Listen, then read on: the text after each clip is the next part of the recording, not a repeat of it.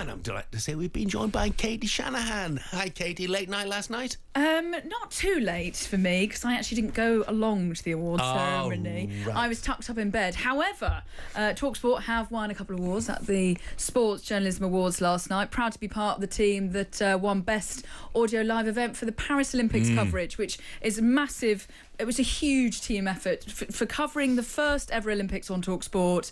I was part of four people out in Paris, and we were bouncing all over Paris because it was very different to London, where it's all in one place and you can literally walk about 10 yards to every different event. Whereas there we were like lugging all our kit across on the metro and then bouncing from the taekwondo to the diving to the swimming, where I spent a lot of my time. But yeah, it was a huge effort from everyone involved. So good to see them up on the podium last night. Podium at World Stage, and then Simon John and Jim White getting an award as well. So that was really yeah. That was for the second best show on radio. It was great to see Jim White giving an award to Jim White. That was really impressive. So he did well at that, to be fair. Yeah, I think full time they've won it in 6 years. So congratulations to them, and also a big team effort for the Olympics coverage as well. As for the back pages, unsurprising, a lot is dominated by England's 3-0 win over Latvia last night.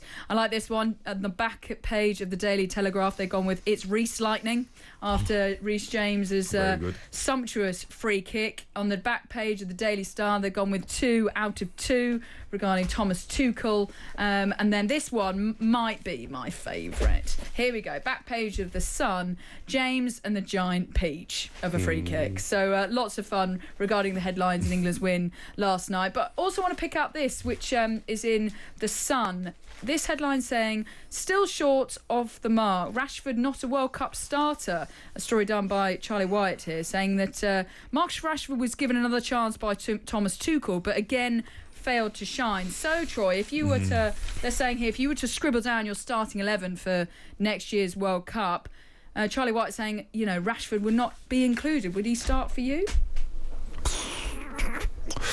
It's difficult, but a lot with Marcus, you're basing on what if he gives you his best version of Marcus Rashford, then yes, you'd say he's a starter. But unfortunately, over the time period, we've seen too many games where he's not at his best. And I was speaking to Dion Dublin about this over the weekend. Our standards have lowered so much with Marcus that we're now picking him because he runs around. And that's a sorry state of affairs for somebody as talented as that. He looked a little bit better yesterday, but unfortunately for him, it was against Latvia, so it's expected. So even if he scored 5 goals yesterday, everyone's going to go, "Oh yeah," but it was Latvia. So he's in a hiding to nothing. But for me, he wouldn't be a starter just yet. I wish I had Charlie Wyatt's crystal ball. Because the World Cup's 15 months away. Exactly. Who knows who's going to be playing well? Who knows who's going to be fit? If you look back 15 months ago, who was playing well then that's not playing well now? Plenty, I would suggest, So things change really quickly, and I wouldn't rule Marcus Rashford out.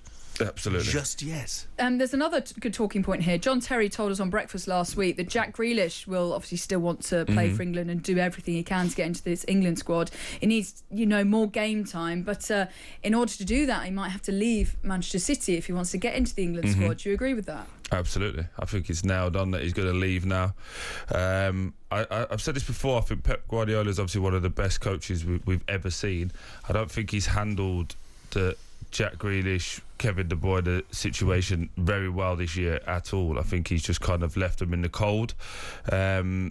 He will have to leave, and I think he won't be short of suitors, but I think now it's a massive situation for him to find that right situation. He might have to lower his expectations in terms of wages and where he's playing, but you could definitely see him going somewhere like Spurs, playing week in, week out, and trying to move them up. But for Jack, it's staying fit and playing consistently.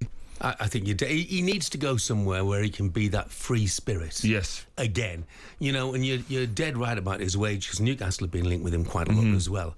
I mean, I think he'll end up in Tottenham. But Newcastle being linked with him as well. But he's reportedly on 300 grand a week. Now, Newcastle's top earner at the moment is Bruno Guimaraes, who's on like 150 grand a week, half of what Jack's earning. So there's got to be a big amount of I was going to say give and take, but a big amount of give from Jack's point of view. You know, I'm sure he wants to play football again. Absolutely, of course he does. And I think also, I don't know if any of them could actually afford to live on 150 grand a week, so I think they're all struggling, to be honest. You have to scratch around. They might be going front of Masons for chocolate, actually, so they might need a little bit more. Yeah, absolutely. And I tell you what, Newcastle can be an expensive city as well. Yeah, that is very true. Depending on how many pints you have. Thanks, Katie. And that was a look at today's back pages of the Tesco Mobile for Business. TalkSPORT Breakfast, waking you up Monday to Friday morning from 6 a.m. on AM, on DAB, via the TalkSPORT app and on your smart speaker. TalkSPORT.